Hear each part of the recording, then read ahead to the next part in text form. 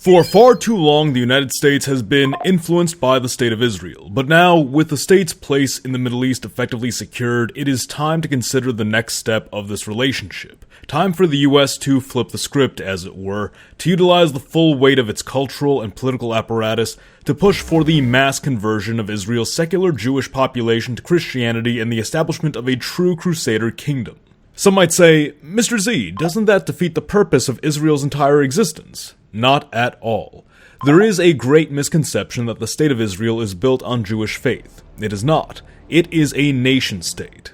The Zionist movement recognized the greater Jewish diaspora as a people bound by a shared history, culture, heritage, and at one point faith, and the foundations for the establishment of Israel were based on that same principle. It is much like Italian or German nationalism, where Southern Germans and Northern Germans, Southern Italians and Northern Italians were evidently distinct from one another, but united nevertheless in a sense of national solidarity in the 1800s.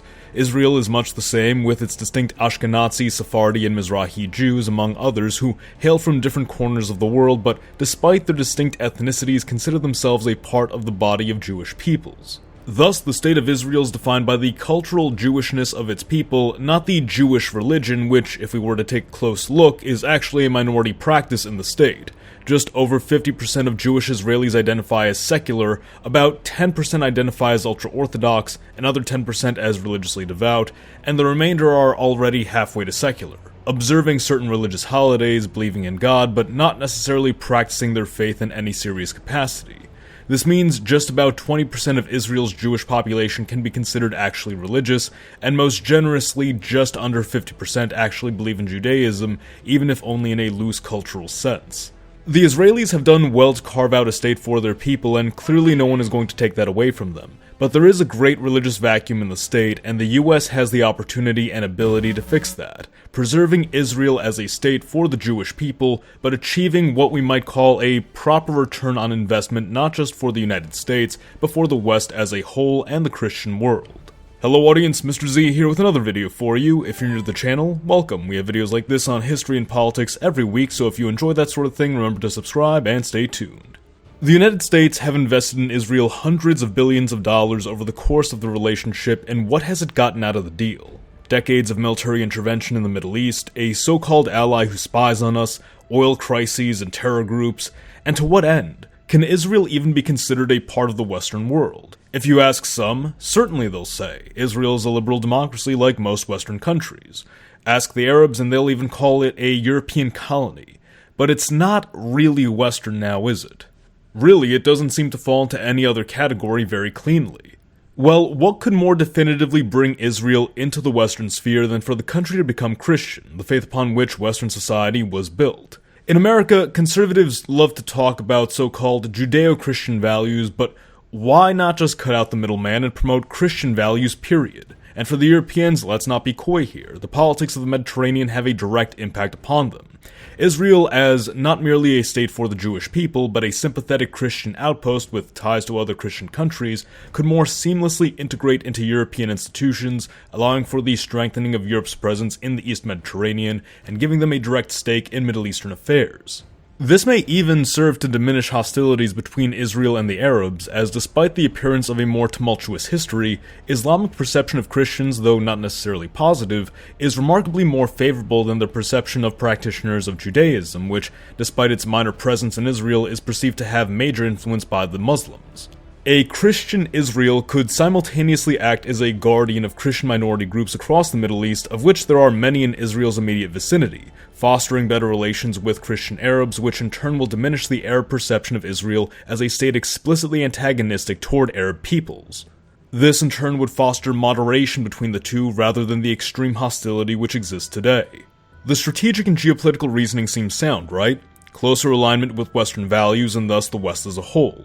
Better ability to integrate with the fellow foundationally Christian powers of Europe, reduced tensions with the state's Islamic and Arab neighbors, security for Christian minorities in the region, not to mention the tremendous morale victory this would provide to Western Christians. Israel is no longer the West propping up a foreign entity for its own sake, now it's the West fully reclaiming the Holy Land for Christendom, and restoring ownership of the Holy Land to Christian hands, which ruled the region for over half a millennia, which surpasses the region's historic time under Jewish rule.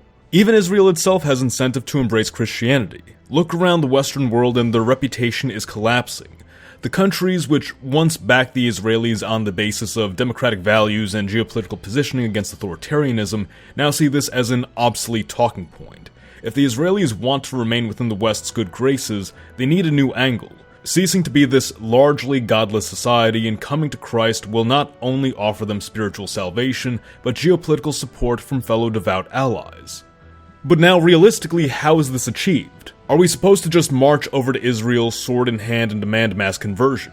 Absolutely not. Let's be frank here, that's not the Christian way. Some might think of the original Crusades, and there must be a distinction drawn here.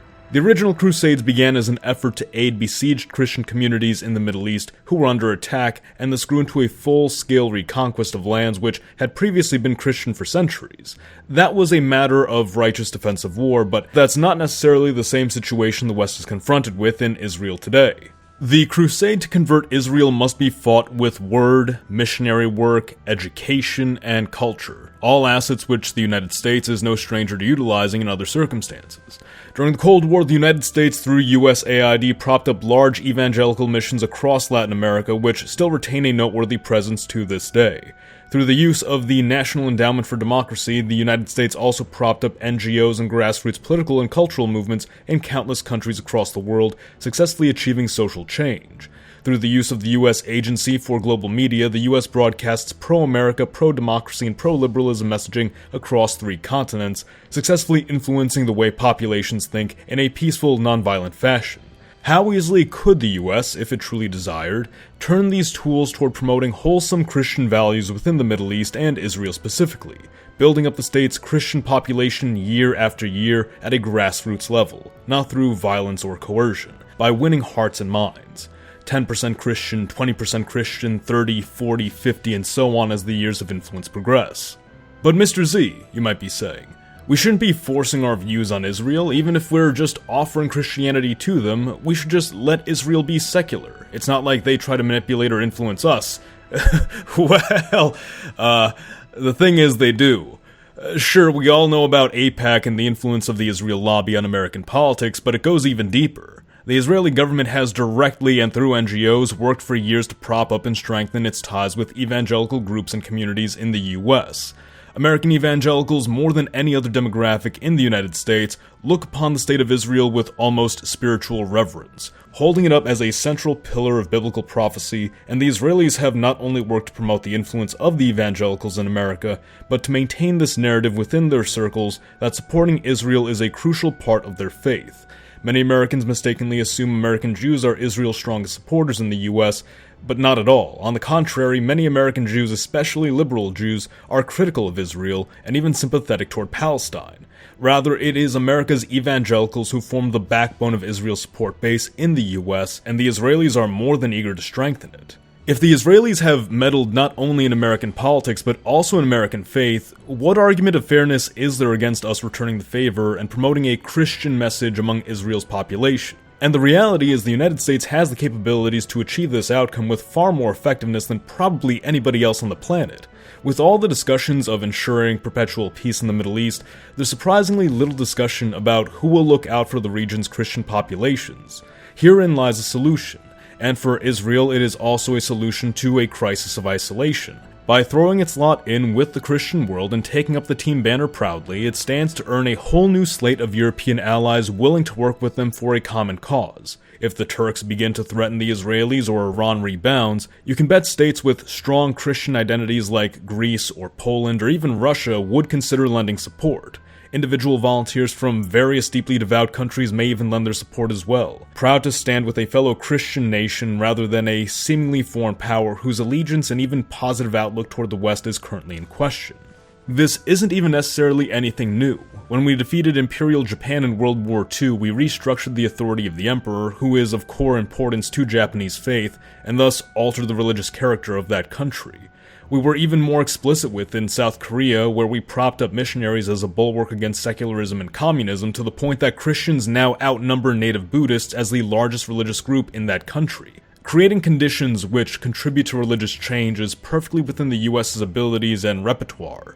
Now look, I'm a simple American. My ideal vision for America's dynamic with Israel would be non-involvement, that we stop being so closely entangled with some far-flung state with whom we share very little and who was only strategically valuable during the Cold War.